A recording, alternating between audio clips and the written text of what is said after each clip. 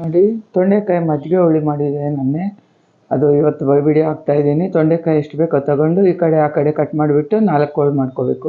Colour ಇರೋ ಸೈಡ್ಗೆ ಇಟ್ಕೊಂಡ್ಬಿಡಿ, ಚಟ್ನಿ ಮಾಡ್ಕೋಬೋದು. ಈ ಕಲ್ಲರ್ ಇರೋವೇ ಹಾಕ್ಕೊಳ್ಳಿ, ವೈಟ್ಗಿರೋ. ಇದಕ್ಕೆ ಸ್ವಲ್ಪ ಉಪ್ಪು ನೀರು ಹಾಕ್ಬಿಟ್ಟು ಬೇಯೋಕೆ ಇಟ್ಬಿಡೋಣ.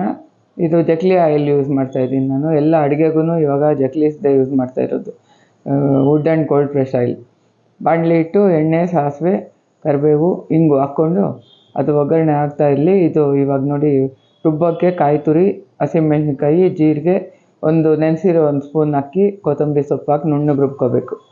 ಇದೆಲ್ಲ ನುಣ್ಣಗೆ ರುಬ್ಕೊಂಡು ಬಂದು ಇವಾಗ ಒಗ್ಗರಣೆ ಮಾಡಿದ್ದೀವಲ್ವ, ಬಾಣಲಿ ಒಳಗೆ ಹಾಕ್ಕೋಬೇಕು ನೋಡಿ. ಹಾಕ್ಕೊಂಡು ಅಷ್ಟರೊಳಗೆ ತೊಂಡೆಕಾಯಿನೂ ಬೆಂದಿರುತ್ತೆ, ಅದನ್ನೂ ಹಾಕ್ಕೊಂಬಿಟ್ಟು ಇದು ಮಿಕ್ಸ್ ಆಗ್ತಾ ಇರಲಿ. ಇದಕ್ಕೆ ಸ್ವಲ್ಪ ಅರಿಶಿನ ಹಾಕ್ಬಿಟ್ಟು ರುಚಿಗೆ ತಕ್ಕಷ್ಟು ಉಪ್ಪು ಹಾಕ್ಕೋಬೇಕು. ಇವಾಗ ಅದೇ ಜಾರೊಳಗೆ ಮೊಸರು ಹಾಕ್ಕೊಂಡು ಸ್ವಲ್ಪ ನೀರು ಹಾಕಿ ಮಜ್ಜಿಗೆ ಥರ ಮಾಡಿಕೊಂಡು ಮಿಕ್ಸಿನೇ 1-2 ರೌಂಡ್ ಹಾಕಿದರೆ ಈ ಥರ ಆಗುತ್ತೆ. ಸ್ಟವ್ ಆರಿಸ್ಬಿಟ್ಟು ಈ ಮಜ್ಜಿಗೆನ ಇದ್ರಲ್ಲಿ ಹಾಕಿ ಮಿಕ್ಸ್ ಮಾಡಿಕೊಂಡು ಮುದ್ದೆಗೋ ಅನ್ನಕ್ಕೋ ಸರ್ವ್ ಮಾಡಿಕೊಂಡ್ರೆ ಇರುತ್ತೆ, ಅಷ್ಟು ರುಚಿ ಇರುತ್ತೆ.